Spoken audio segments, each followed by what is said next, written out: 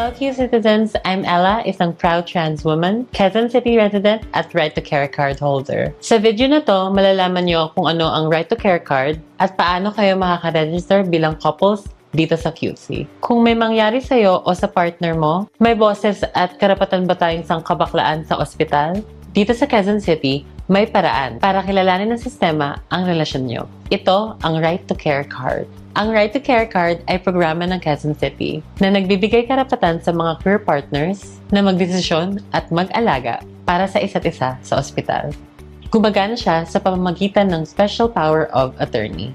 Ibig sabihin, kinikilala at binibigyan ng lungsod ng karapatan ang queer couples para magtanong, magtanggap ng impormasyon at makisali sa medical decisions. Mula admission hanggang discharge, kahit wala pang same-sex marriage sa Pilipinas. Basta malinaw ang consent ninyo as a couple. Pwede kayo mag-apply kung at least 18 years old pareho, at least isang partner ang QC resident, at may valid IDs. Mas okay kung may Q citizen ID na rin.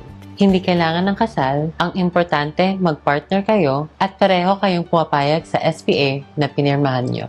Ngayon, pwede na kayo mag-start online. Step 1. Mag-login sa QC e-services at piliin ang Right to Care card. Kung wala ka pang account, gumawa muna gamit ang details mo bilang Q citizen.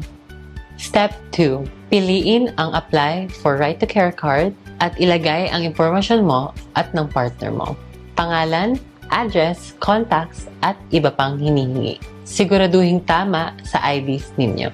Makakakita kayo ng status sa dashboard at kadalasan may email o text confirmation na magsasabing na registered na kayo at mag-a-update tungkol sa schedule ng orientation. At meron ding alternative. Pwede din pumunta sa Quezon City government website. Mayroon ditong mahanap na Google Form link upang makapag-sign up sa soonest available orientation para sa programa. Sa orientation at SPA signing naman, pag may schedule na, pumunta sa orientation ng Right to Care card na usually ginaganap sa Gender and Development Council ng Quezon City Hall. Doon ipapaliwanag kung ano ang card, ano ang saklaw ng SPA, at ano ang mga karapatan ninyo sa ospital. Pagkatapos ng orientation, pipirma kayo ng dokumento sa harap ng attorney at legal counsel. Dito nyo formal na sinasabi na gusto nyong bigyang kapangyarihan ang isa't isa sa medical decisions.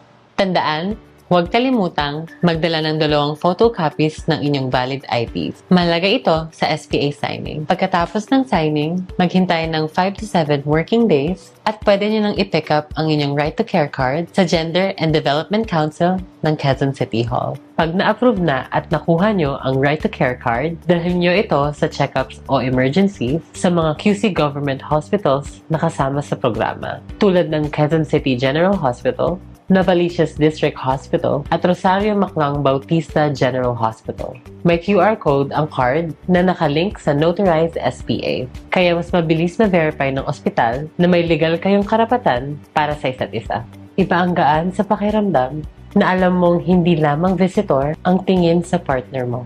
Alam kong kung may mangyari sa akin, may boses siya sa tabi ko. Habang wala pang Soggy Bill o same-sex marriage sa Pilipinas, malaking hakbang ang Right to Care card program sa pagkilala ng pagmamahal at pag-aalaga ninyo sa oras na pinakakailangan. Para sa schedules at requirements, tignan ang official pages ng Quezon City Gender and Development Council at QC e-Services.